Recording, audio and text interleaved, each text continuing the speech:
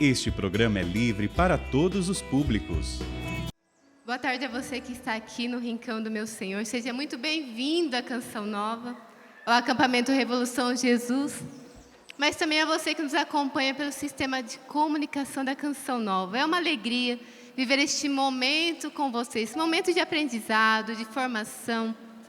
E é isso que o acampamento Revolução quer trabalhar neste tempo, nesta tarde. Para você que está acompanhando a programação da Canção Nova, você tem percebido que nesses 2 dias, ontem e hoje, a nossa programação está diferente. Nós preparamos uma pregação para você, uma programação especial para você. Ontem nós tivemos pregação, tivemos música, tivemos a Santa Missa, tivemos show. E hoje, novamente, a gente continua com as pregações, com o show, mas também com este momento de formação que é o nosso talk. Este ano, o acampamento Revolução Jesus, ele trabalha com o tema eclosão e partiu apressadamente. Assim como o exemplo de Nossa Senhora, que saiu apressadamente, que saiu em missão. Nós queremos convidar você, jovem, a sair de si e ir em missão à igreja, em missão ao próximo, ao auxílio do próximo.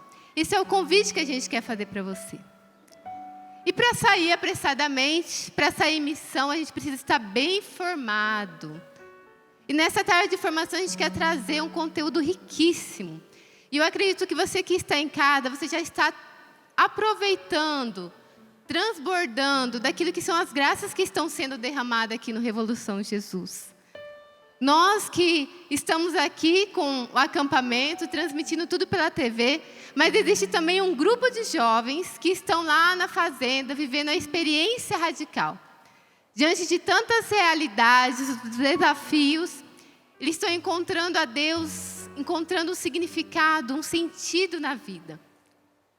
Paralelo àquele acampamento, o radical, a experiência radical, a gente também quer levar você a uma experiência com Deus, através da formação da nossa igreja, nossa doutrina, que é tão rica.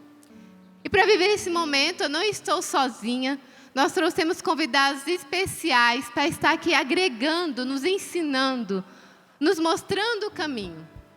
Nós que estamos vivendo na preparação da segunda vinda de Jesus, há uma urgência de tempos, há uma necessidade de salvação de almas. E nós precisamos nos preparar, reconhecer os sinais, estar atento àquilo que Deus nos fala. E é isso que a gente quer hoje, ajudar você. Eu também vou experimentar dessa graça, deste conhecimento. E para isso eu quero chamar os meus convidados. Para começar, eu quero chamar minha irmã de comunidade, ela que está lá na missão de São Paulo. Também ali cuida dos jovens, no Ministério Jovem, firme e forte, Darlene. Seja bem-vinda.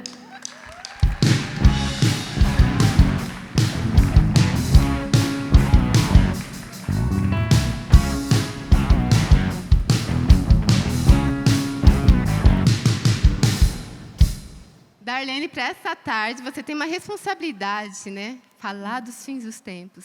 É falar da urgência. Nós estamos em tempo de urgência, mas o Evangelho é sempre urgente.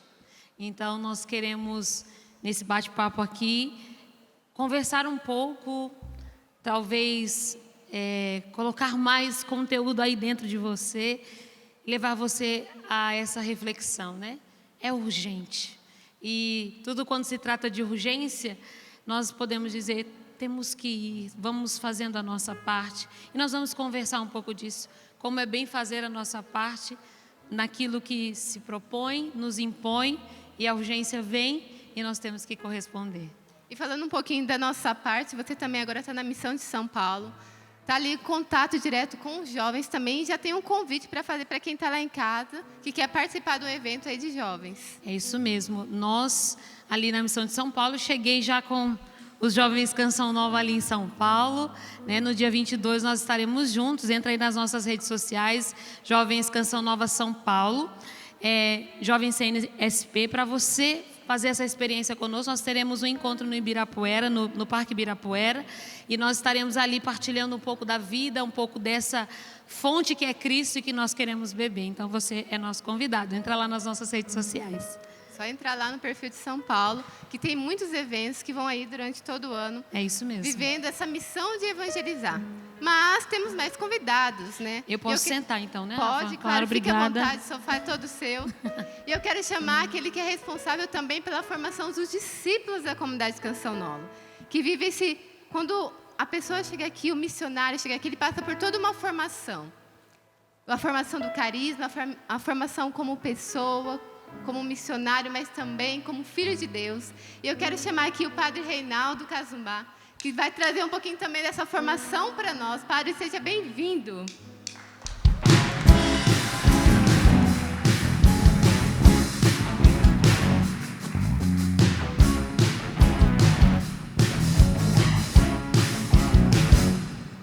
Padre, eu falei um pouquinho do senhor, né? Mas se apresenta a esse povo aqui que está nos assistindo.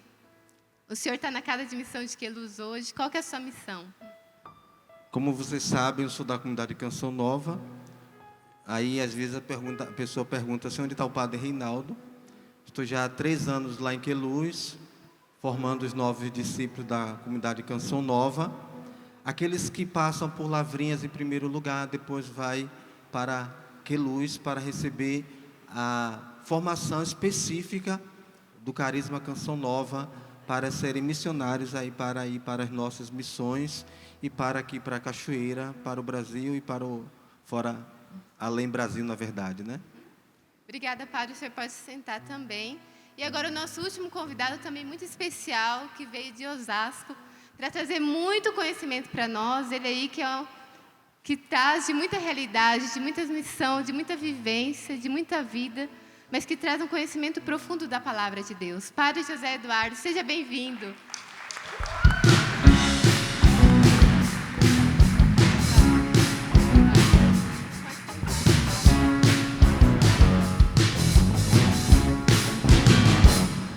E antes de começar o nosso bate-papo, eu queria uma salva de palmas para o nosso Ministério de Música, que está arrasando aqui.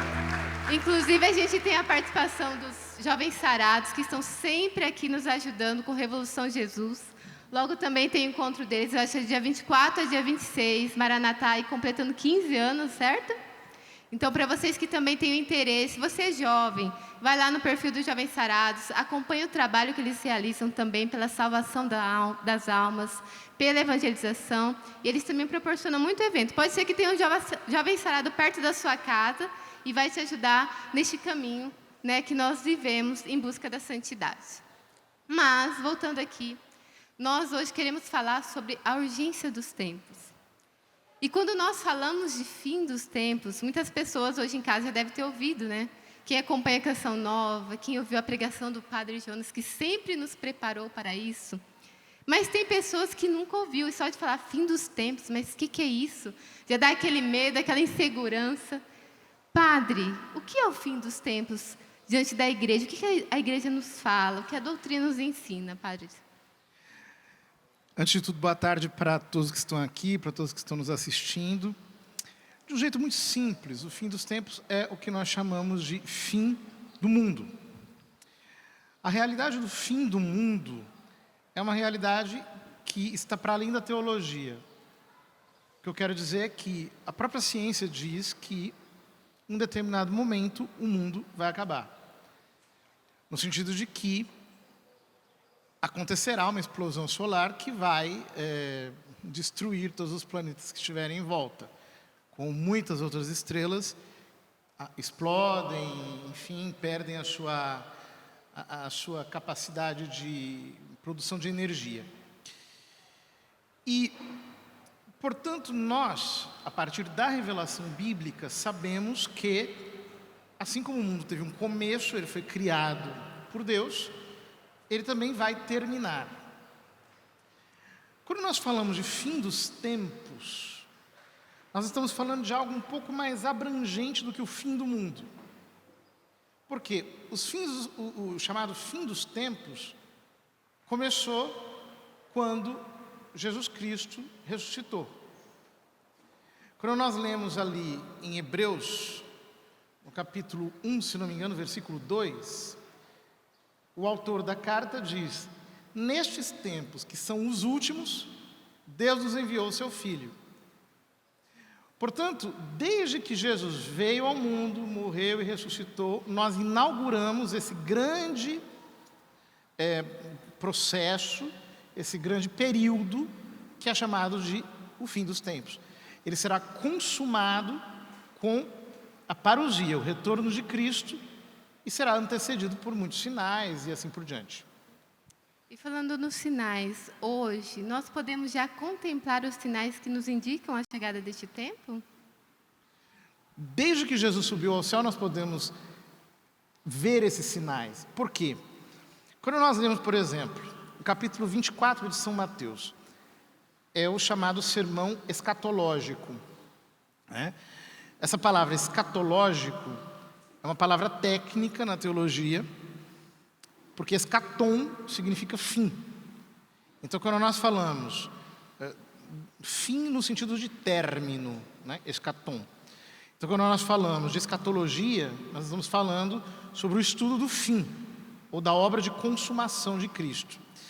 Então, lá no capítulo 24 de São Mateus, ele fala sobre a destruição de Jerusalém e também usa a imagem da destruição de Jerusalém para falar sobre o fim do mundo. Isso porque, para os judeus, o templo de Jerusalém é uma espécie de imagem do céu. Por exemplo, no Santo dos Santos, que era onde ficava a Arca da Aliança no primeiro templo, no segundo já estava vazio, as pinturas internas eram as das constelações do céu. E a disposição do templo é, segundo o que nos diz a Escritura, feita conforme Deus mostrou a Moisés no alto do Monte Sinai. Portanto, o templo é um reflexo daquilo que está no céu.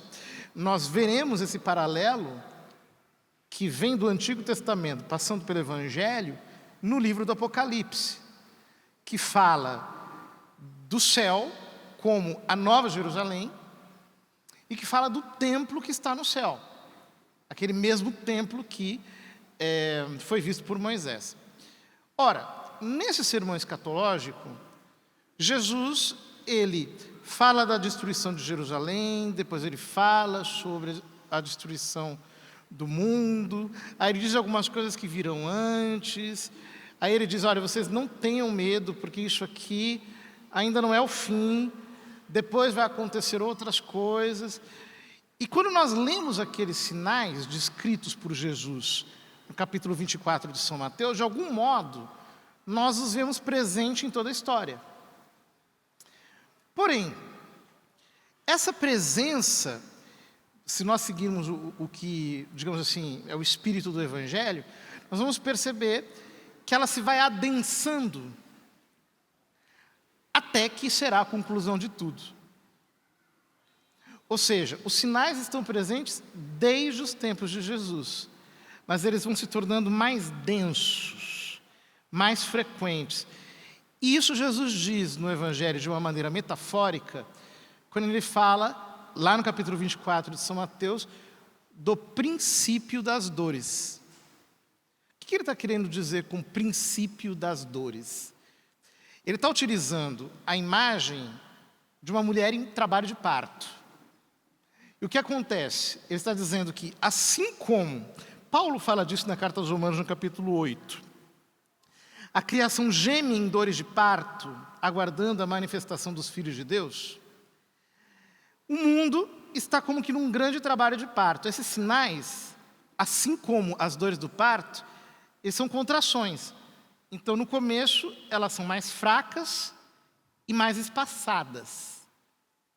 Na medida em que vai chegando a hora do parto, elas vão se tornando mais fortes e mais frequentes.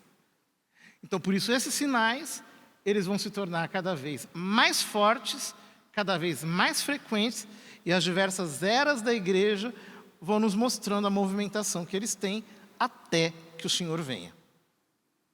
Padre Reinaldo, neste tempo, hoje nós estamos trazendo à luz o conhecimento às pessoas que estão nos acompanhando e nós estamos aqui bebendo, Padre, como distinguir, diante de tantos discursos, diante de tantas coisas que nos é apresentado, aquilo que é falso e aquilo que é verdadeiro, para que a gente não seja também enganado pelos falsos discursos? Em primeiro lugar, São João vai dizer que tem um discernimento ali, a primeira carta de São João, que é a verdade da mentira. Tudo aquilo que está fora da verdade, consequentemente, é mentira. Então, qual seria o discernimento? Primeiro, a pessoa precisa querer caminhar na verdade. E quem que dá essa verdade para o povo, para nós, para o cristão? Em primeiro lugar, a palavra. Depois, o magistério da igreja. Se a pessoa deixa o magistério, deixa a palavra para seguir qualquer pessoa que pode se levantar e dizer qualquer coisa, qualquer um pode dizer qualquer coisa. Só que a igreja, ela tem um pensamento sólido, desde a época de Jesus até o nosso tempo. Foi amadurecendo, foi se consolidando, papas, santos foram falando, e nós temos aí um grande sinal de verdade para se fazer discernimento. Qual o discernimento? Aquilo que está dentro da palavra e dentro da doutrina da igreja, consequentemente, aí estou dizendo para o católico. Se alguém aí de fora não quiser seguir, a pessoa é livre, mas como nós estamos aqui conversando com católicos, estamos conversando aqui com a igreja, em relação à igreja, o discernimento sempre será a palavra e a verdade que a igreja não criou. Ela foi se consolidando a partir dos apóstolos que conviveram com Jesus. Há uma doutrina firme. Uma coisa é alguém que dizer assim, eu vou seguir qualquer coisa. Antes de Jesus, o povo já seguia qualquer coisa, né? Então, mas só que hoje em dia, a facilidade para se adequar à minha vida pessoal, é muito fácil buscar uma ideologia que é compatível com a minha vida e não com aquilo que é verdade. Nem tudo que nós abraçamos para a nossa vida é verdade. E muitas vezes as pessoas se confundem, e principalmente aí com alguns discursos escatológicos que não são católicos. E aí tem a doutrina evangélica, que é diferente da igreja católica.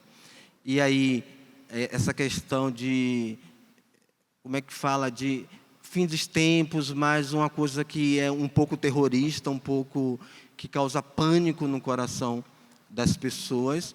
As pessoas que ficarem com Jesus Cristo consolidados na igreja, elas não vão nem se desesperar, não vão se perder. E a pergunta também que eu faço para você que está nos acompanhando, de fato, você tem fé na igreja que você está, que é a igreja católica? E a verdade é essa, né? Nós trouxemos esse assunto não para que as pessoas tenham medo, mas para que a gente trouxesse a luz, para que nós nos preparássemos, né? Porque é necessário nós nos prepararmos para a vinda de Jesus. E como hoje, Darlene, na sua vida, diante da sua missão, diante daquilo que você tem tocado, né? Da necessidade da evangelização. Como cristãos, o padre foi citando, né? Da necessidade de estar ali junto com a igreja, de buscar aquilo que a igreja nos diz, o catecismo católico nos diz. Como cristã, como que eu posso me preparar? Quando nós pensamos em vida de fé, nós não pensamos em vida de fé desvinculada da vida da igreja. E a igreja é este lugar, eu acredito que a igreja é um recorte para dizer, quer acertar, caminha por aqui, né? Então, quando nós vamos vendo as realidades, quanto menos igreja hoje, talvez é o que se prega para que seja melhor. Porque eu crio uma religião a partir daquilo que eu acredito e quero que seja conveniente àquilo que eu estou vivendo. E não, a igreja católica está dizendo a nós e deixando muito claro a nós que existe uma doutrina a ser seguida, e a própria Sagrada Escritura é um Deus que se comunica a nós. Até ontem eu partilhava, né? A Verbum Domini fala muito bem disso, né? Um Deus que escolhe dialogar com o homem. Então, e através da igreja, Deus deixou isto muito claro para nós também, mas para salvar o homem. Então, se eu quero fazer um bom caminho para aquilo, eu preciso reconhecer que aqueles que governam a igreja e nos apontam caminhos, também nós queremos acertar com a igreja, né? Gosto quanto Santa Teresa, na sua vida última, nos seus últimos momentos de vida, ela diz: morro, mas morro filha da igreja, né? Então é célebre porque poderia ter dito tantas coisas, mas a alegria do coração desta grande mulher, doutora da igreja, diz: eu morro, mas morro filha da igreja. Ela morre com a igreja e não longe dela, né? Então, é na igreja que nós vamos vivendo essa experiência ali construída de fé, desde a igreja doméstica, chamada casa-família, né? Que aquele que é casado é chamado a construir também e construir a vida da fé no coração daqueles os quais Deus lhe confia naquela casa, mas também estender para a vida paroquial. Nós cristãos nos reunimos para rezar juntos nesta expectativa do Senhor que vem, né? Então eu não estou sozinho, ilhado, não, eu estou junto, né? Estou com a igreja. Então os jovens, cada vez mais nós criamos os nossos meios, nós criamos o nosso jeito. Não, existe um jeito de ser igreja para que nós possamos esperar. Quando o Padre José Eduardo ia falando a respeito dos judeus, né, para mim que fiz a experiência de morar em Israel, na Terra Santa, muito interessante como eles, os irmãos, nós chamados os irmãos mais velhos na fé, né? Jerusalém é o lugar da grande celebração para eles, né? A terra que Yahvé deu a eles, né? Então é interessante como eles se confraternizam no ambiente, porque estão no solo de Jerusalém, né? E eu acredito que eles nos ensinam aquilo que deveria ser celebrativo em nós, porque o Senhor para nós já veio. Viver essa feliz celebração, porque nós muitas vezes nos guerreamos e eles celebram o tempo todo. Eles se ajudam mutuamente, se estão na rua sem carona, se ajudam, porque este é o lugar que Deus nos deu. E se nós entendêssemos que a terra é este lugar que Deus nos deu, não estaríamos nos degladiando o tempo todo, mas estaríamos nessa atitude celebrativa, dessa expectativa celebrada, em que eu me preparo em celebração de um Deus que veio, de um Deus que se encarnou, de um Deus que se deu a mim, mas que vem também para completar a obra redentora, né? E completa em nós com a ressurreição, mas dizer a mim e a você, Ele vem também, né? E uma segunda vinda. E eu lembrava muito quando o padre ia falando dos judeus, porque realmente, quando você vai no bairro judaico, quando você convive em algum ambiente que eles estão, tudo é muito celebrativo.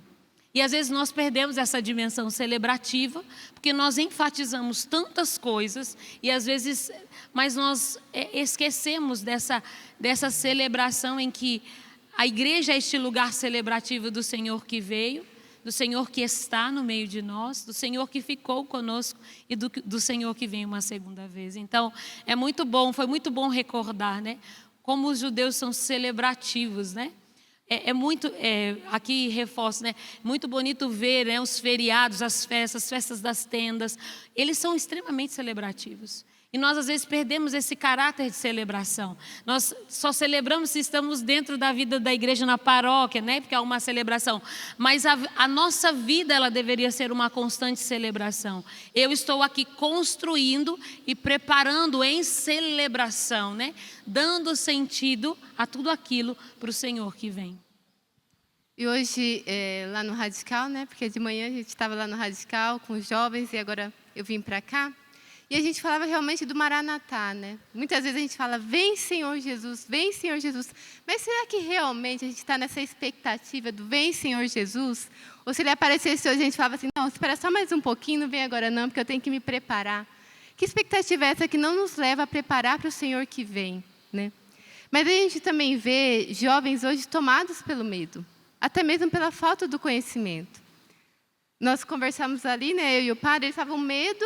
Realmente todo mundo tem, né, padre? Porém, o desespero não faz parte de nós. Nós, cristãos, não podemos nos desesperar. Como viver bem este tempo de preparação, Padre Rei? Como eu falei, estava conversando com você ali, medo, todo mundo tem, né? A partir de criança até adulto, e dependendo do medo, ele é que nos protege e nos salva de muitas coisas, né? Se a gente não tivesse medo, a gente faria certas coisas terríveis. Só que, além do medo, porque muitas vezes a pessoa fala assim, eu tenho medo disso, mas às vezes a pessoa não se prepara para enfrentar isso que ela tem medo. O medo faz também ter uma posição de confrontar, de se preparar para enfrentar aquilo que eu tenho medo, né?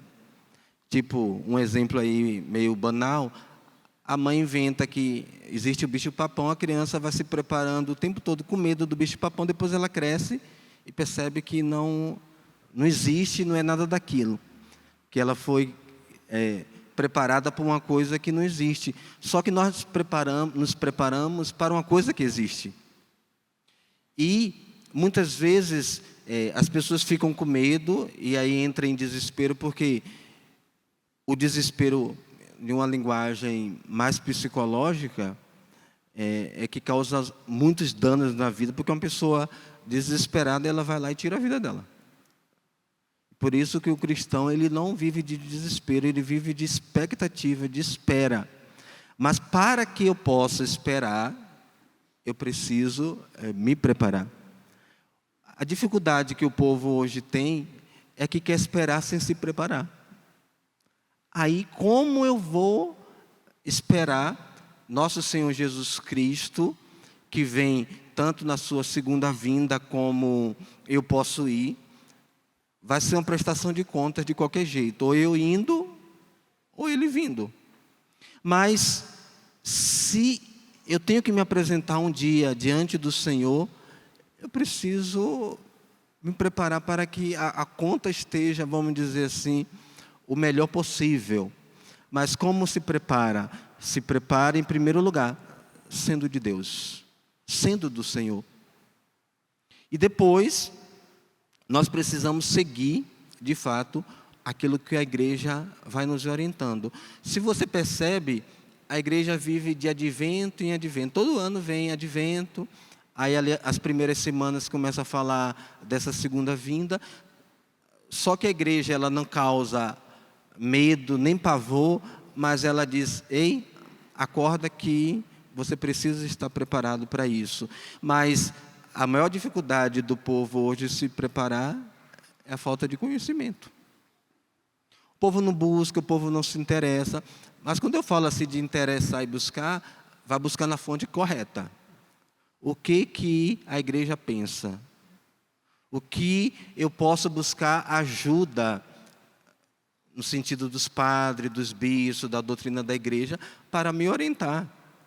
Só que, quando se vive só de empolgação, uma hora essa empolgação ela vai como areia, o vento passa e leva. E o que é que fica?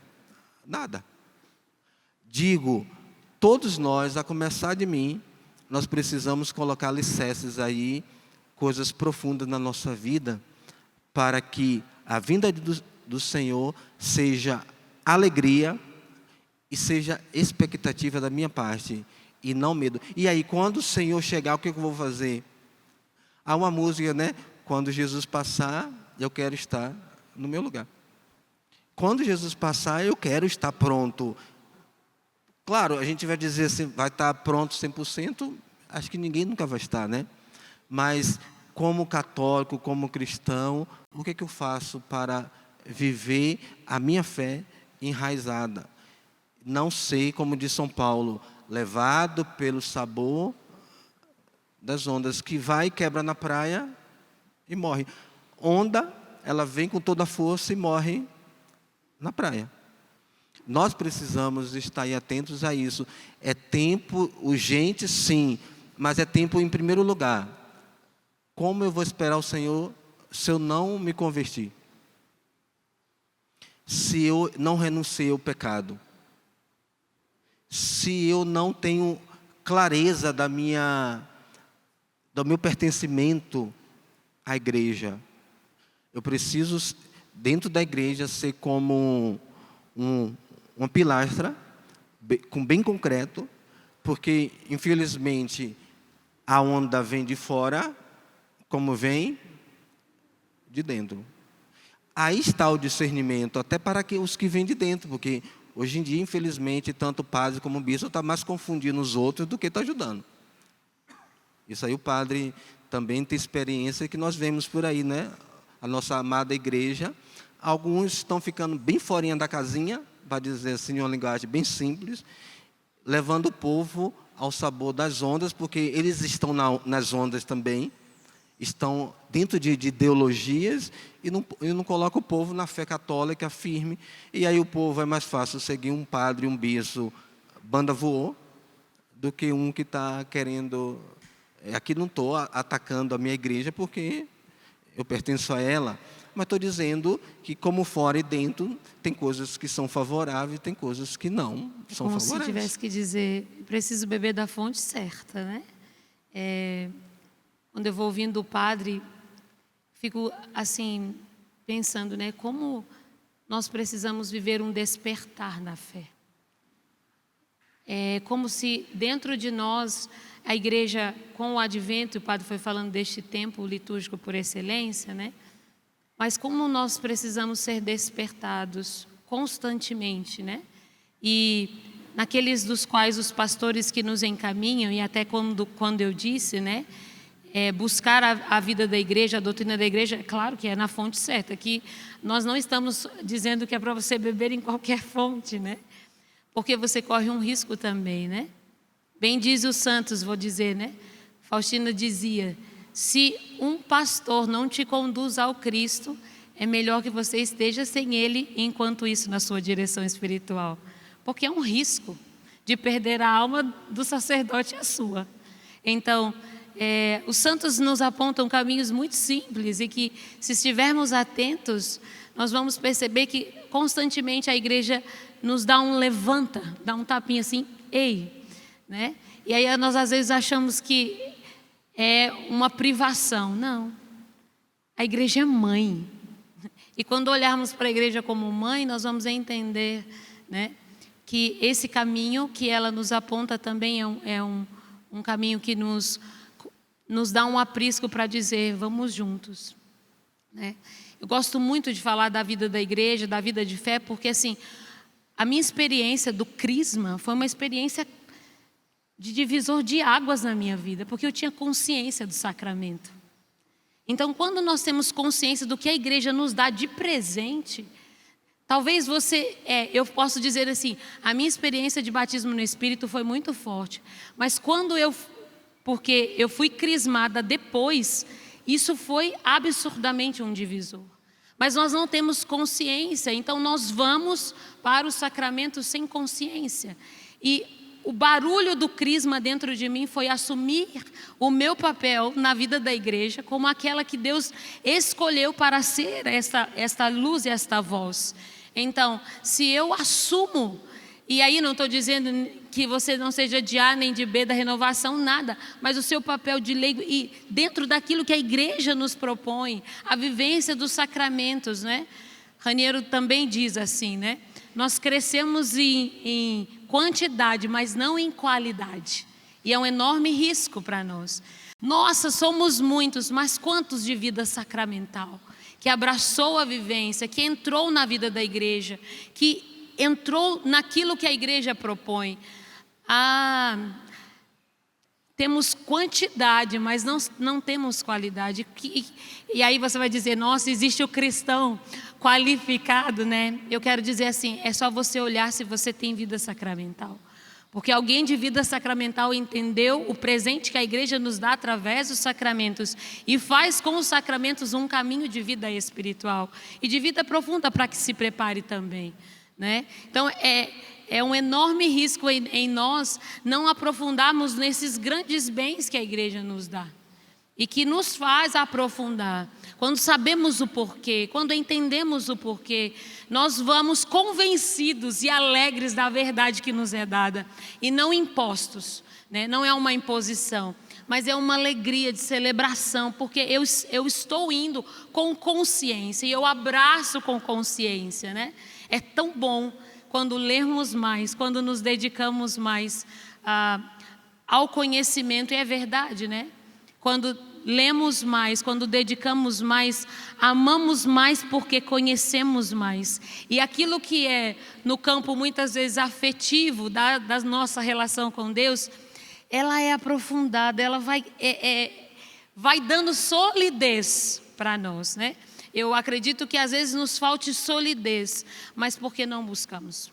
A igreja tem, nós podemos ler, nós podemos estudar, mas hoje nós não temos tempo, né, Padre?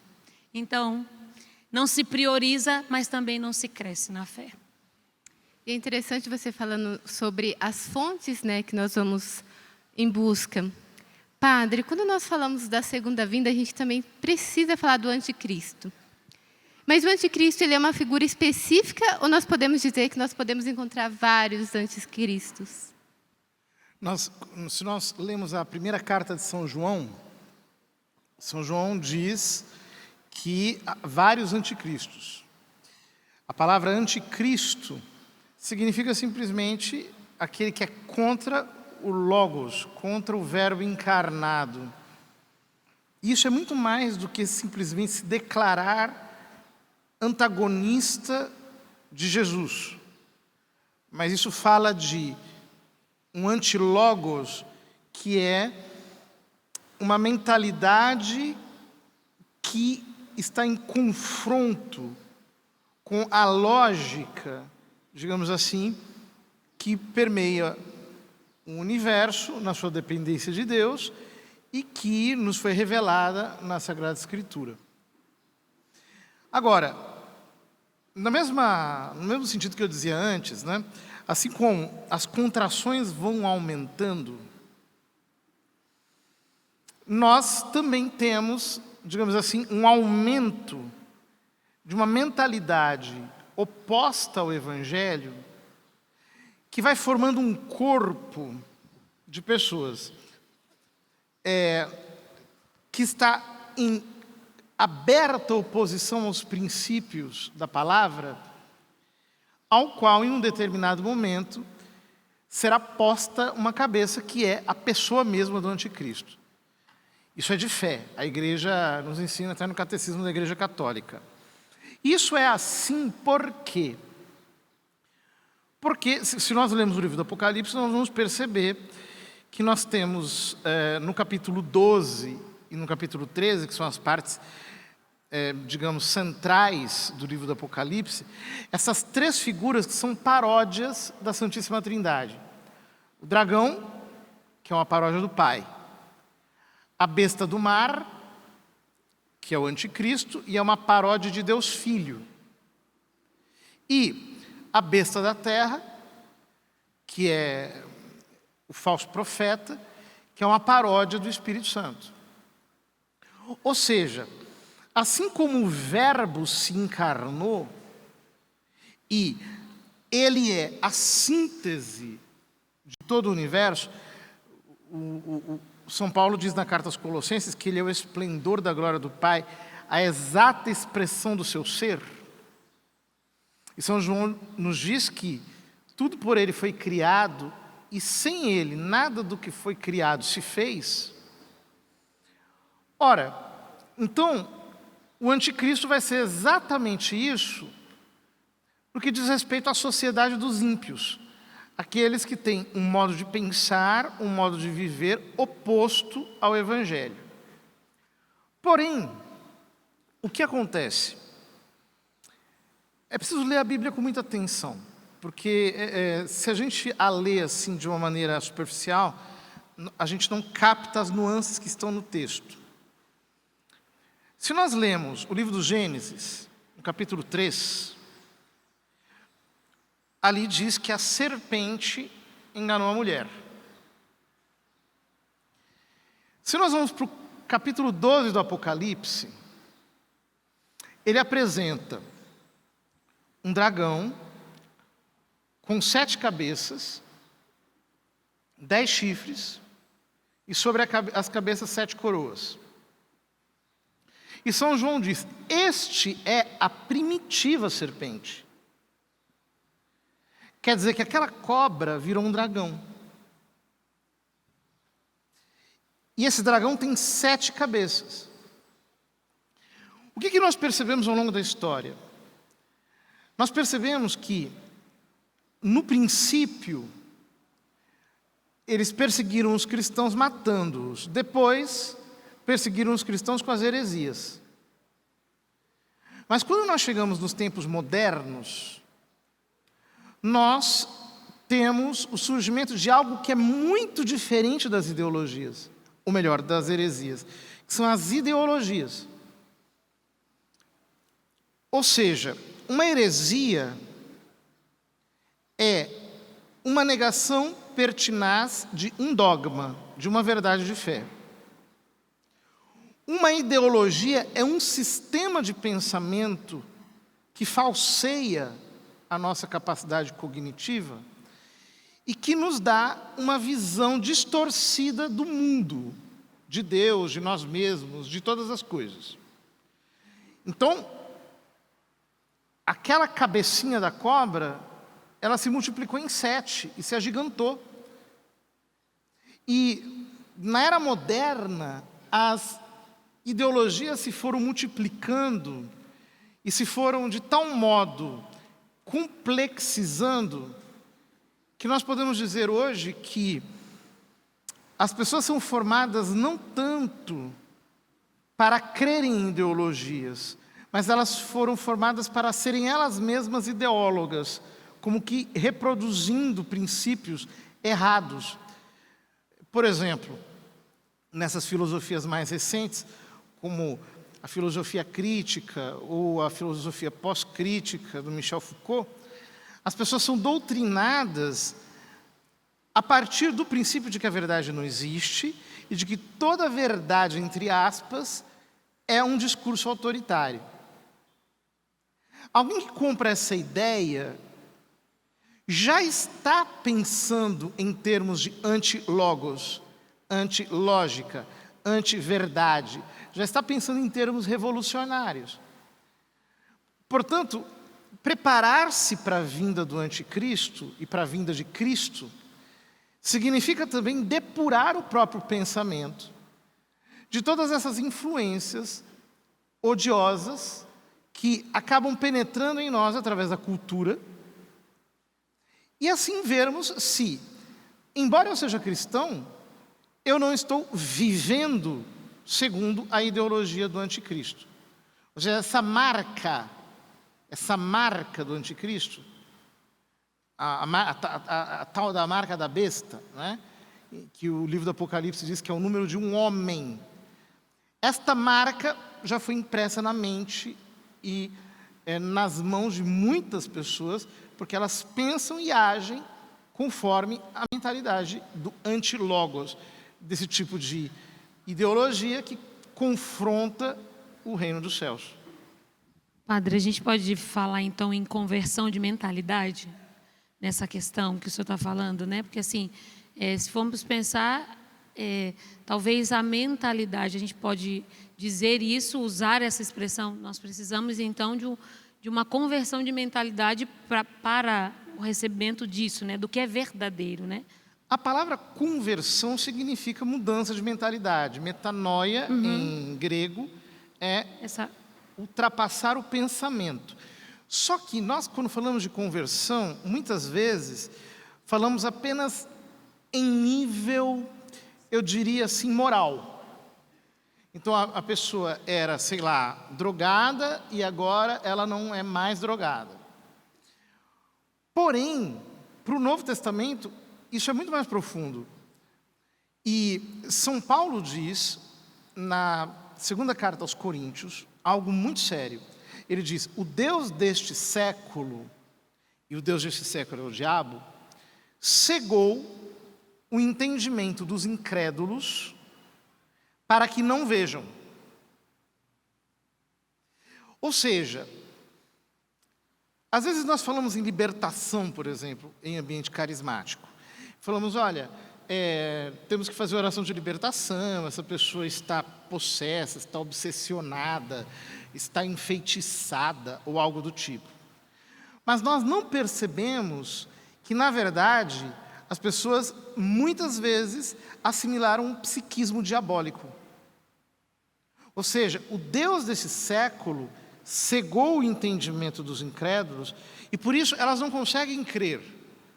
Elas vivem como se esse mundo fosse definitivo.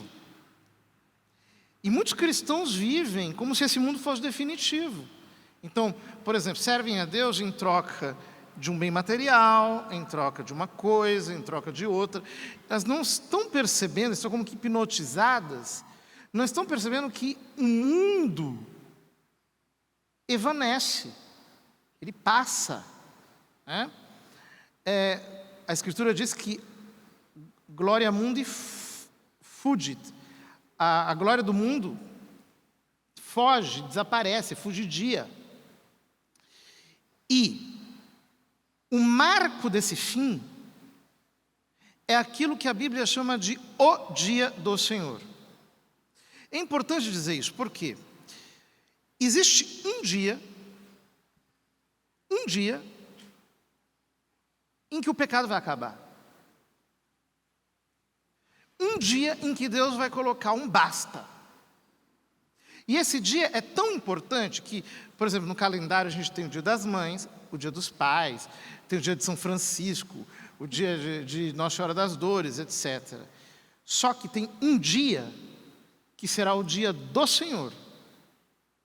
E nesse dia, o pecado vai acabar. E nesse dia, toda a glória que ele merece e que lhe foi roubada lhe será restituída.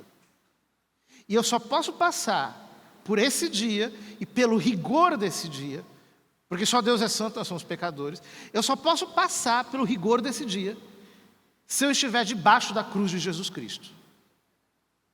Ele é o único Salvador. É Ele que me salva do dia do Senhor. João 3,36 diz: aquele que crê no Filho tem a vida. Aquele que não crê, sobre ele cai a ira de Deus. Está escrito isso no Evangelho de São João. É um versículo quase nunca lido. As pessoas estão achando que é uma brincadeira, que seguir a Jesus é assim, é um esporte, eu faço se eu quero, se eu gosto, se eu não gosto. Você não está entendendo que essa brincadeira que você está achando que isso aqui vai acabar. E na hora que isso acabar, aí você vai entender por que a cruz, porque Deus se encarnou, e porque você tem que crer nele, e crer nele é entregar a vida inteira para ele, é tê-lo como Senhor, para escapar desse juízo terrível. Ou seja, quando eu digo que Jesus está me salvando, Ele está me salvando do quê? Do dia do Senhor. É disso que Ele está me salvando. Desse momento em que ninguém ficará de pé. E só aquele que tiver o sangue do Cordeiro, como os israelitas na Páscoa, será verdadeiramente salvo. E isso aqui é sério demais. Não dá para brincar com a cruz, não dá para brincar com o Evangelho, e a gente percebe a gravidade disso quando a gente olha para a escatologia. Padre, a gente vê em Mateus que fala que a iniquidade está crescendo tanto que chegará uma hora que o amor esfriará. E passa por isso, né? O mistério da iniquidade está envolvido dentro desse caminho, desse processo da negação de Cristo, da negação da cruz. Como que se dá isso? Esse versículo está em Mateus 24, 12. Em grego, ele está escrito assim: a anomia se multiplicará e a caridade, o ágape de muitos se esfriará. Ou seja, Jesus coloca nas duas pontas antagônicas anomia e ágape. O que é a anomia? Nomos, em grego, é lei. Então, anomia é a ausência de lei. A ausência de lei, a ausência de norma, a ausência de moralidade é o que produz o esfriamento da caridade, do ágape, do amor de Deus em nós. Isso é muito curioso. Porque, vejam, quando a gente fala de amor de Deus, hoje nós temos um discurso em muitos lugares que diz assim: não, o que importa é o amor, é que Deus me ama, Deus quer que eu ame, nós temos que amar, nós temos que amar a todos, nós temos que aceitar a todos, etc, etc. Então parece que o amor é intrinsecamente constituído de anomia. Ou seja, não tem lei, é só amar. Mas o que Jesus está dizendo em Mateus capítulo 24, versículo 12, é que a anomia vai acontecer, vai se multiplicar, as pessoas vão perder os critérios morais, elas vão perder a noção do que é certo e do que é errado, elas vão se entregar a uma noção sentimentalista da vida, totalmente pautada no prazer, no momento presente, no instante que evanece, e justamente por causa disso o ágape vai se esfriar. E o que é o ágape? O ágape no Novo Testamento é o amor divino, é o amor de Deus por nós, o amor que Deus derrama em nós para que nós o amemos e amemos os outros. O ágape não é um amor humano, não é esse sentimentozinho de amor que a gente tem de afeição por alguém. O ágape é um modo divino de amar. Só tem ágape verdadeiramente quem foi, digamos assim, elevado à vida sobrenatural pela graça de Jesus Cristo. Portanto, o ágape no Novo Testamento tem a ver com amar a Deus, tê-lo como Pai, ter devoção, ter espírito de reverência, espírito de obediência.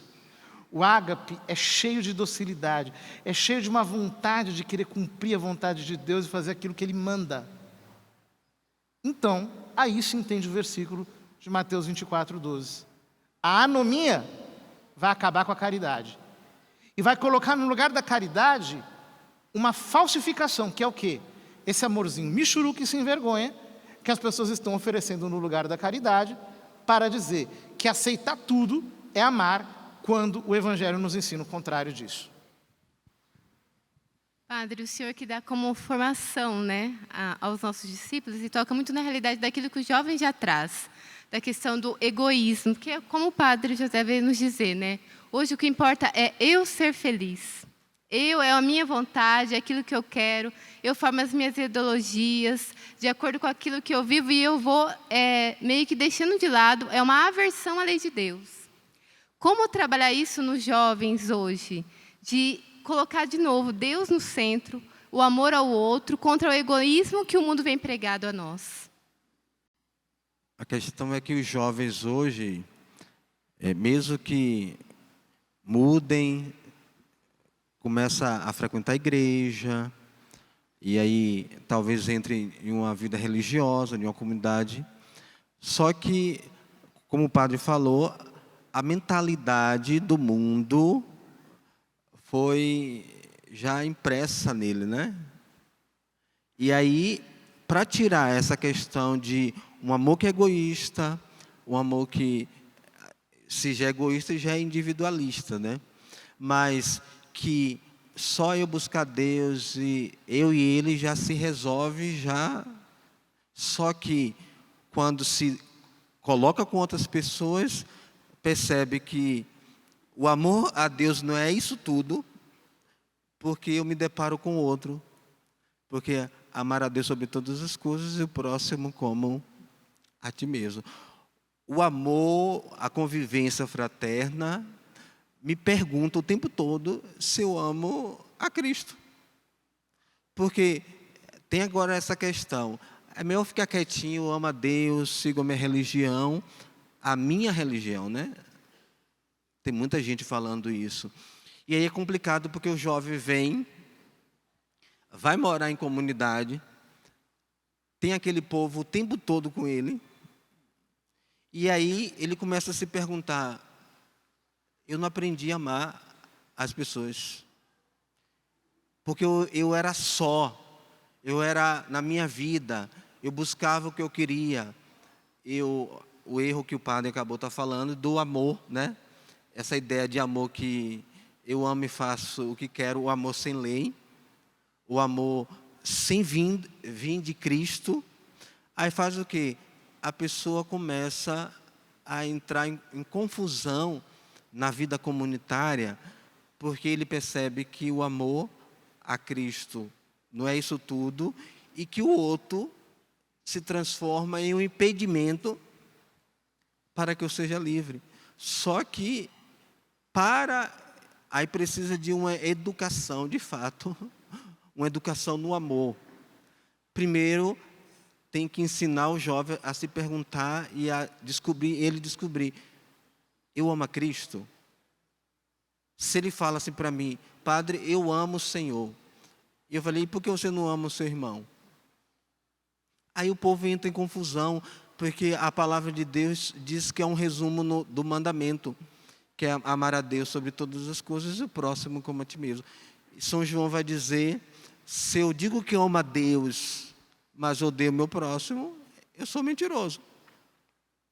Aí, na vida formativa, aí precisa começar uma educação do amor. Porque ele precisa entender o amor dele, em primeiro lugar, a Deus. Porque é muito fácil. São Paulo na palavra vai dizer, nem todos que me dizem Senhor, né? Nem todos que dizem eu amo, é capaz de dar vida pelo Senhor. Por isso que eu preciso primeiro, ajudar o jovem a entender o amor para Cristo. E depois, a prevalência de Cristo, de Deus, na vida dele. E se Cristo é a prevalência, este irmão não é inimigo. Ele precisa ser amado porque, além de tudo, é mandamento, mas todo ser humano traz dentro de si, pelo amor de Deus, o amor para com o próximo. Então, eles precisam descobrir, na formação, quem é este próximo. A passagem do bom samaritano, né? Precisa descobrir quem é este próximo. E aí, é um trabalho um pouco longo, porque tem pessoas que passam um bom tempo dentro da igreja e são super egoístas e achando que a vida está toda resolvida porque eu busco a minha religião, comungo, confesso, entro para a minha casa e está ótimo. Mas cadê a caridade para com o próximo? O próximo que está ao lado, no banco. Não precisa ir muito longe. É preciso só olhar a pessoa que está ao lado, no banco da igreja, no momento da missa. Porque a religião, dentro de muitas pessoas, ela está se tornando muito egoísta, individualista, e dizendo assim, basta eu ser católico, vou lá, busco e volto para minha casa e resolvido. Se eu não encontrar com o próximo, melhor ainda, porque, gente, isso aí você pode estar vivendo uma religião totalmente falsa, porque não é essa. O amor ao próximo diz que eu amo a Cristo. Porque vem dele e ele me impulsiona para amar o próximo. E aí, primeiro eu preciso trabalhar com esse jovem a questão da pergunta do amor dele a Cristo. Aí depois, um trabalho longo que às vezes se faz nesses anos que eu estou lá, nesses 3 anos, é a vida comunitária, a vida fraterna, de saber que o outro é meu irmão, que Deus colocou aquela pessoa ao meu lado, dentro de um carisma. E aí é difícil, até eles entenderem, encaixar dentro dessa realidade e viver uma liberdade no amor, requer muito tempo. Porque cada vez mais o trabalho em relação a amar a Deus e o próximo tem sido desfeito dentro da sociedade e digo, dentro da própria igreja. Eu acredito até mesmo que uma das armas, né, que tem o demônio, né, tem se utilizado para o esfriamento do meu relacionamento com Deus e com o próximo, é a questão que o jovem hoje ele tem preferido viver na vida digital do que na vida real. Então, eu não me relaciono mais com a pessoa, já não tenho essa proximidade com ela. E a gente tem tocado muito isso, atendendo os jovens, da questão de não saber mais se comportar, se relacionar, se expressar, porque diante do meu celular, ali eu escolho o que eu quero, faço as minhas opções, acabo deletando aquilo que eu não quero, então eu já vou aprendendo a escolher só aquilo que me interessa, né, padre? E aí eu não me comprometo com a outra pessoa. Quando acaba o amor, o esfriamento, também acaba o comprometimento. hoje, trabalhando com jovens, Darlene, como que a gente pode fazer retornar essa essência do amor ao próximo, do comprometimento, do amor a Deus, que as redes sociais, de tal forma, têm nos tirado? A nossa religião, ela não é alienada. Se você tem uma vida interior, uma vida com Deus, verdadeira, como o padre bem apontou, pode estar achando que você está vivendo uma vida profunda. Nós somos interpelados o tempo todo da nossa mesquinhez, se nós estamos em Deus. E nós somos interpelados em coisas muito pequenas, porque o Espírito Santo, que é nosso amigo, nos aponta as fragilidades que nós carregamos. Então, mostrar que eu escolho e faço seleções de pessoas pelas redes sociais, por aquilo que eu quero, por quem eu quero me relacionar, você está me dizendo que você não tem vida com Deus, porque a gente não vive selecionando, nós escolhemos amar, porque o mandamento é o amor. Então, quanto menos vida interior, quanto menos busca de Deus, automaticamente eu vou criando o mundo com aquilo que eu quero. E é como se nós disséssemos, às vezes na Canção Nova a gente fala, né? Nossa, eu queria tanto morar com fulano, com cicrano, com beltrano, né? As pessoas que às vezes a gente tem um convívio, né, com muita empatia, mas Deus não dá as nossas casas assim, porque seria muito cômodo para nós escolher quem morar conosco. E até mesmo na família, né? Ai, se eu pudesse, porque o terreno do vizinho é mais bonito que o da minha casa, né? Quem está de fora. E aí nós vamos escolhendo. Agora, um pouco mais, e posso ser anterior à fé, a nossa vida moral. Eu preciso preservar e respeitar o outro.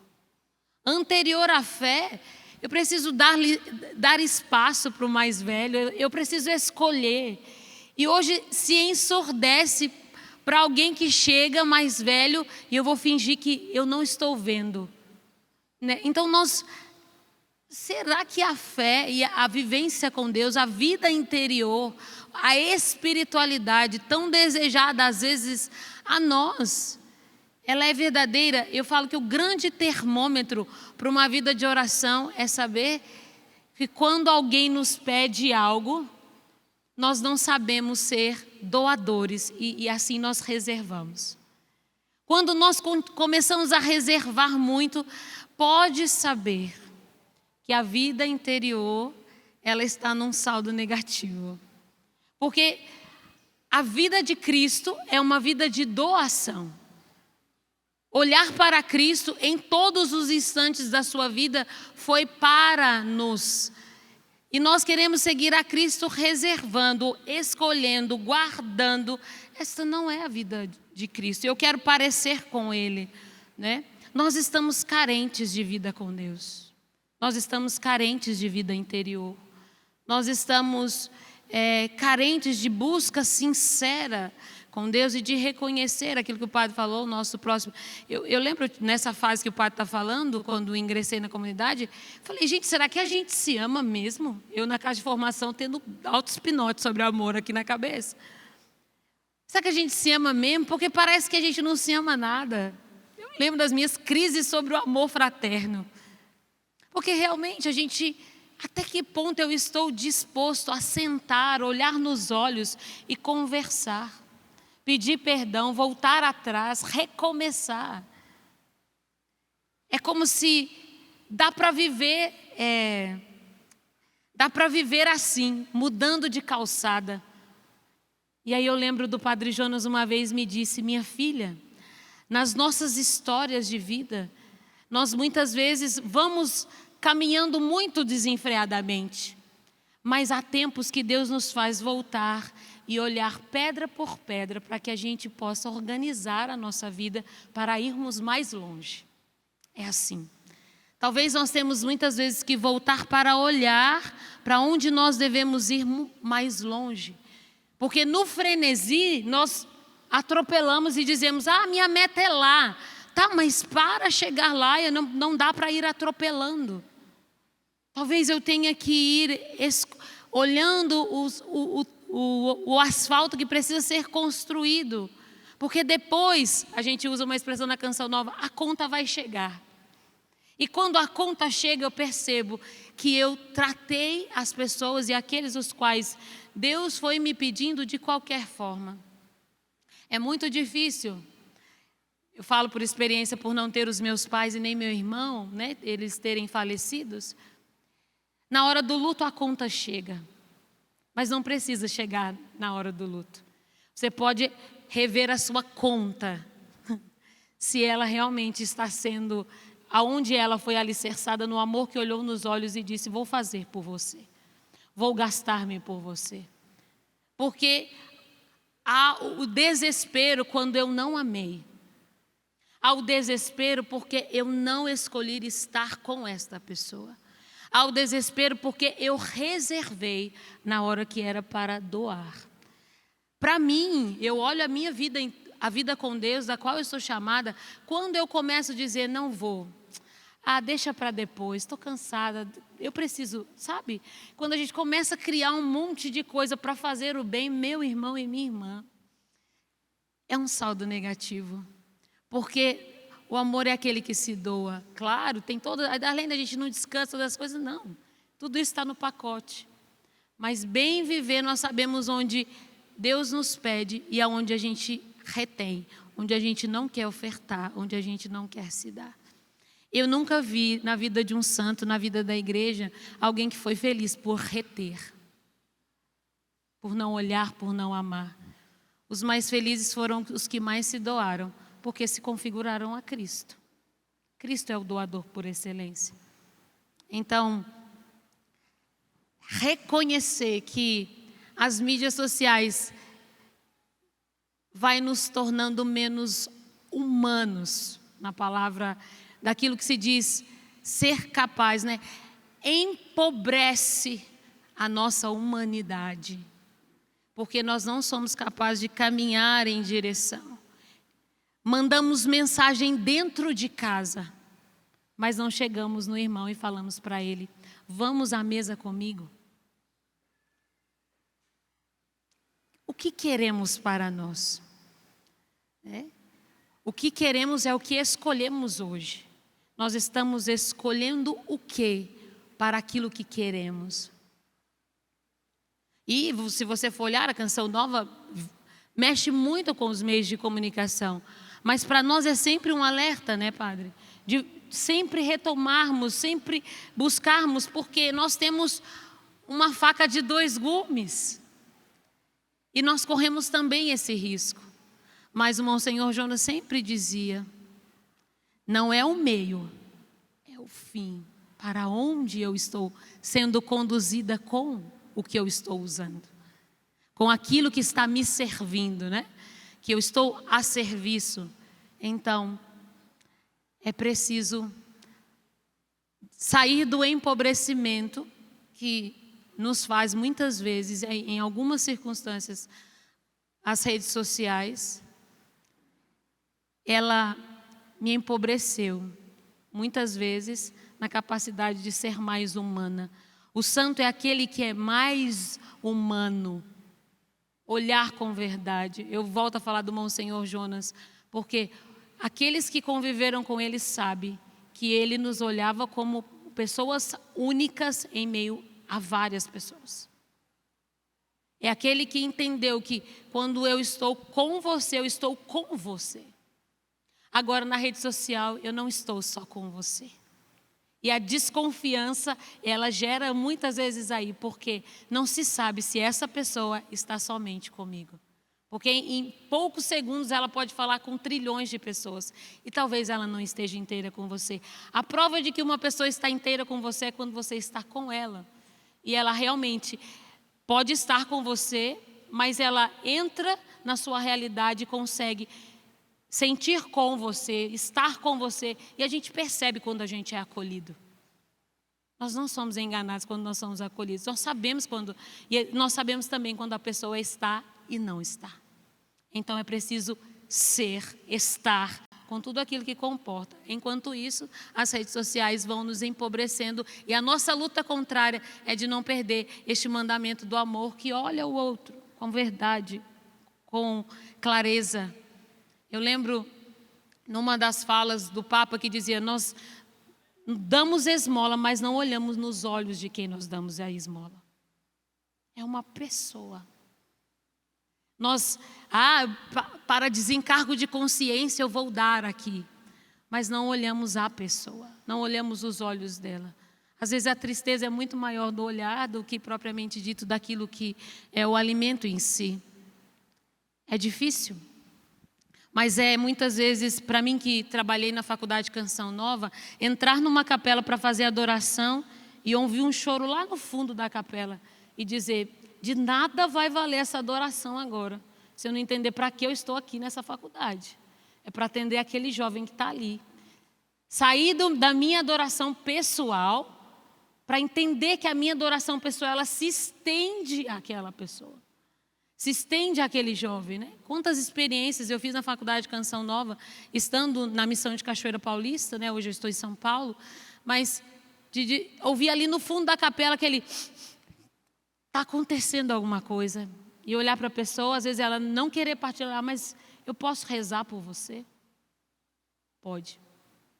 E ali encontrar um lugar em que eu posso amá-la, mesmo não sabendo, mas dando aquilo que talvez o Senhor precisa dar a ela e que eu não sei. Mas é loucura criar um relacionamento com Deus e por isso, o relacionamento com Deus nós vamos vendo nos ensinamentos da igreja, na vida interior, que ele vai se crescendo e quanto mais se cresce, menos se pensa em si e mais se lança para o outro. Anotou tudo aí, gente? No nosso relacionamento, no crescimento do nosso relacionamento. Padre, eu aqui citei as redes sociais, que hoje tem tirado o nosso foco, tirado o nosso tempo. Claro que da intimidade com Deus, Deus nos fala aquilo, Ele vai dando sinais, né? Vai dando sinais de alerta. Olha, você está há muito tempo, isso que você está fazendo não é certo, não é certo.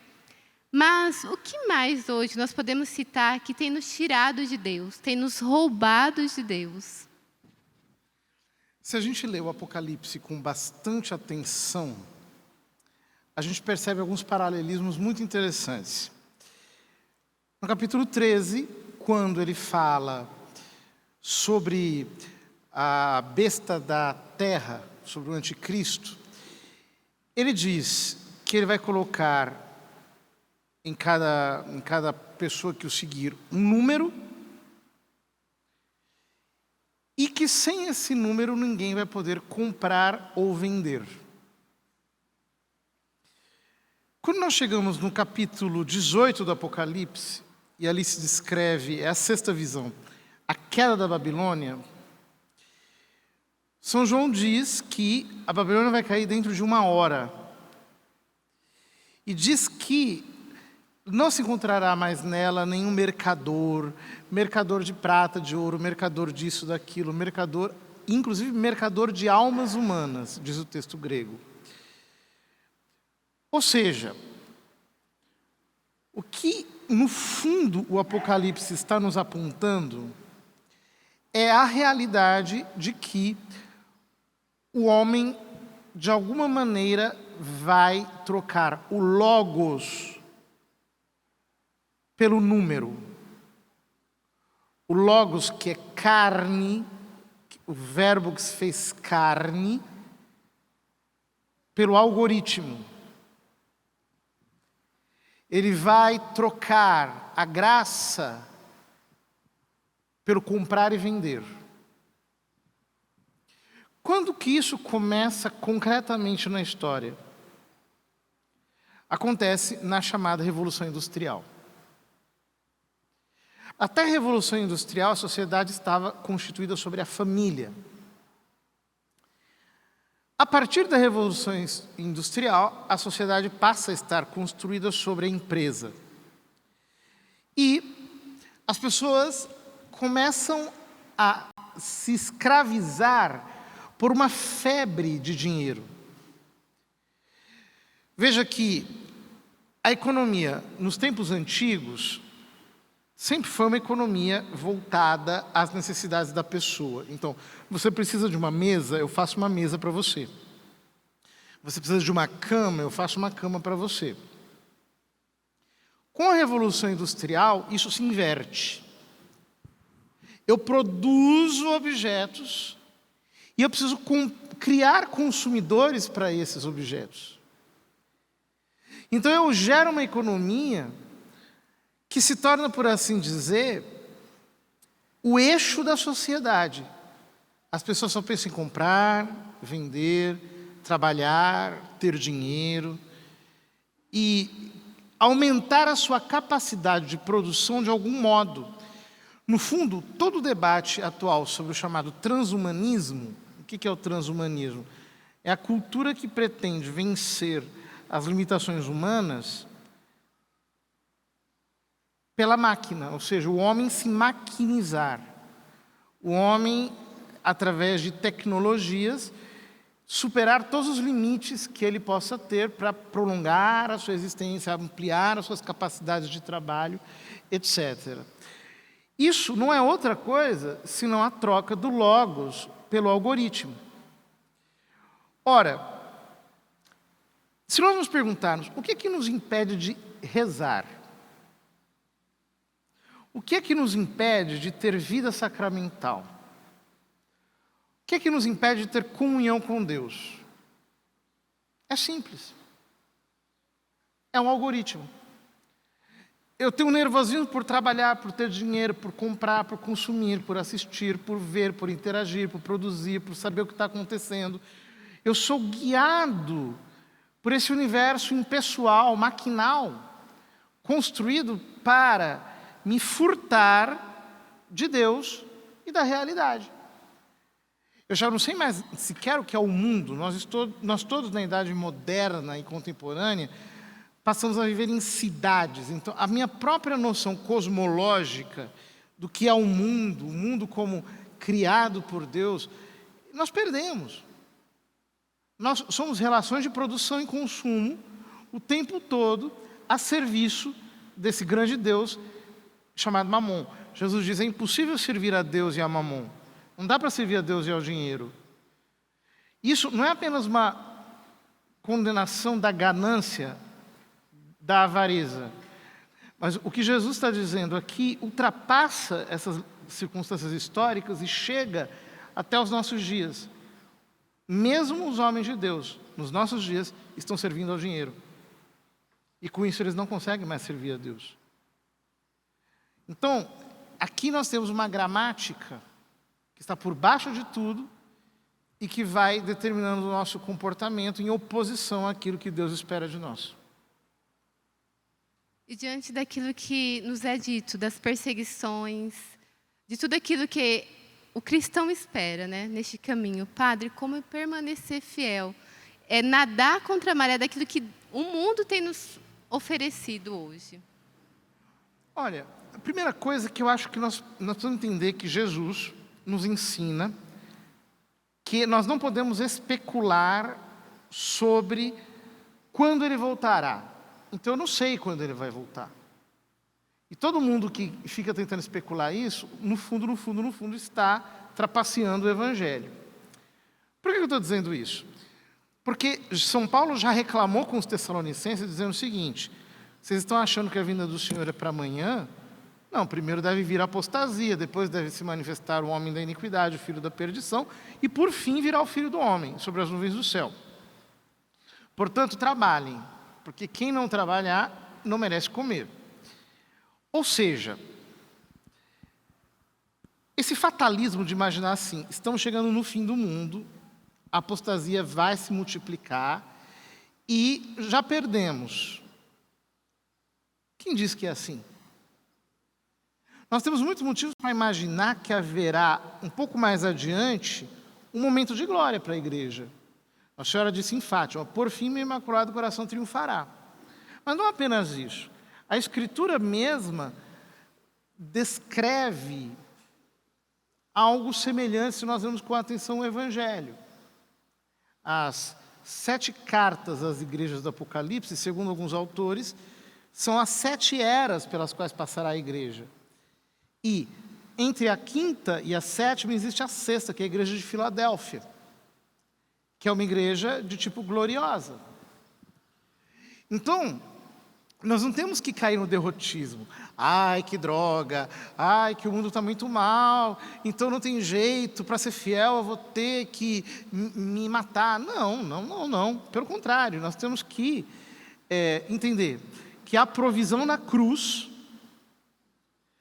há provisão do Espírito Santo para mim, para que eu esteja aqui agora, vencendo o mal pelo bem, pregando, evangelizando, fazendo com que as pessoas se aproximem de Cristo. Por quê? Enquanto houver muitas trevas exteriores, haverá muita luz dentro da casa de Deus. Quando Deus mandou as pragas para o Egito, havia lá um lugarzinho onde estavam os judeus, que era a terra de Gozém. E ali as pragas não chegavam. E mesmo na última praga, onde o sangue estava, o anjo da morte não entrou. Isso significa o quê? Que quem quiser ser fiel, terá toda a graça de Deus à sua disposição para sê-lo e mais, para converter muito mais pessoas, para que mais conheçam Cristo e entrem no número dos eleitos. Então, nós não podemos nos lamentar, nós temos que lutar, guerrear e saber que Deus está no controle de todas as coisas. Perseguição sempre houve, desde a era apostólica até os nossos dias.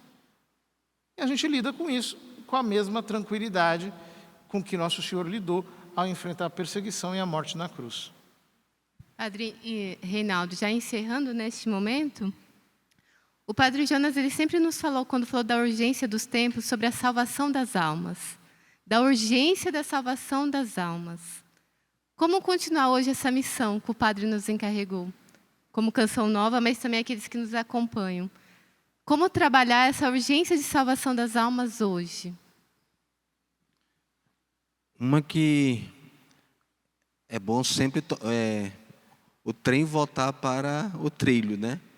Então, também serve para a Canção Nova voltar para o trilho, aquilo que o nosso fundador sempre falou, porque a urgência dos tempos, o Monsenhor sempre ensinou que aproveitar todos os momentos para levar Deus para as pessoas. Com tudo aquilo que a Canção Nova ganha, no sentido na evangelização, como meios para evangelizar. Essa urgência dos tempos é não perder tempo. E o Monsenhor sempre falou, é necessário ganhar o maior número de almas, né? Evangelizar sem ter medo e limite, dizer assim, chegou a minha cota. Não. A nossa cota vai ser até Jesus voltar. E se não tiver meios, preguemos com a vida. Mas a urgência dos tempos, eu digo para a Canção Nova, para os meus irmãos, é não perder tempo. É isso que é a urgência. A gente precisa voltar para o trilho. Daquilo que o nosso fundador falou, que muitas vezes nós perdemos tempo com coisas superficiais e esquecemos que qual é o momento de evangelizar? Todos os momentos. O Monsenhor nunca pregou dizendo assim, vamos pregar agora porque ele vai vir daqui a 2 anos. Não, que o Senhor nos encontre evangelizando. Se eu morrer, eu vou morrer evangelizando. Se ele vier, vou continuar evangelizando, porque ele está chegando. Por isso que, às vezes, nós perdemos tempo de dizer assim, mas agora vamos perder tudo, o mundo está ficando diferente, vai começar a limitação no sentido da rede social. Como o padre falou, se desde o início, posso dizer, desde Jesus, teve-se perseguição. Se fechou essa porta, Deus abre outra. Porque Deus também é o mais interessado para a gente não perder tempo. Se hoje não está funcionando mais a internet porque alguém tirou, vamos sair na rua, tu vai pregar. Não pode sair porque está causando motim. Deus vai suscitar outras coisas. Só que cabe a nós seguir o fluxo do Espírito, aonde o Espírito nos coloca, aonde o Espírito Santo quer que a gente entre. Isso é a urgência dos tempos. Antes, a Canção Nova não tinha muita preocupação com essa questão do ministério jovem. Hoje, a Reunião Jovem já deu outra cara. No sentido de ministério, porque não tinha, se pregava para o jovem, mas não tinha ministério jovem. Hoje, a Canção Nova colocou tudo dentro de um ministério jovem, aquilo que é próprio de jovem. Para quê? Para evangelizar melhor, para não se perder tempo. Nós precisamos também, a partir daquilo que o nosso fundador falou, e a Canção Nova precisa começar a fazer leitura, e aí eu volto mais uma vez, da terceira vez que eu falo, é preciso voltar para os trilhos. Meu irmão, minha irmã, Canção Nova, ainda não fizemos nada. Precisamos correr atrás, porque a urgência do tempo, né, fica falando assim, vamos aguardar agora, porque o mundo está mudando, e a gente vai chegar ao fim. E São Paulo vai dizer que muita gente ficou esperando e Jesus não veio naquela época. Então, quanto mais você se dedica à evangelização e ganha, porque quando a gente fala ganha, a gente está falando para Deus, né? O maior número possível é para que quanto maior número de pessoas se preparem e esteja pronta para a vinda de Jesus. E é isso que é a urgência na evangelização, isso que é a urgência nos tempos. Para você que acompanhou esse momento, chegamos ao fim, é muito conteúdo. Eu tenho certeza que você saiu aqui como eu, né? Com a vontade, um desejo de conhecer mais, de saber sobre a nossa igreja, sobre a nossa doutrina, sobre aquilo que Deus tem a nos dizer, né? Nessa urgência dos tempos, não perder tempo na busca da santidade e da salvação das almas. Eu quero agradecer aqui o Padre José Eduardo, sempre muito bem-vindo ao Revolução Jesus, Padre. Ele vai estar aqui daqui a pouco, a gente vai ter um rápido intervalo, depois a gente vai ter a celebração da Santa Missa e o Padre vai estar celebrando para nós. Quero agradecer ao Padre Reinaldo, a Darlene, que também já é do Revolução Jesus.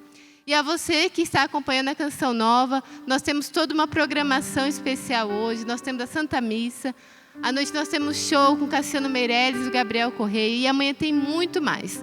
Até domingo a gente vai estar bebendo dessa fonte de água viva do Espírito Santo e procurando fazer uma revolução na sua vida, a revolução do amor.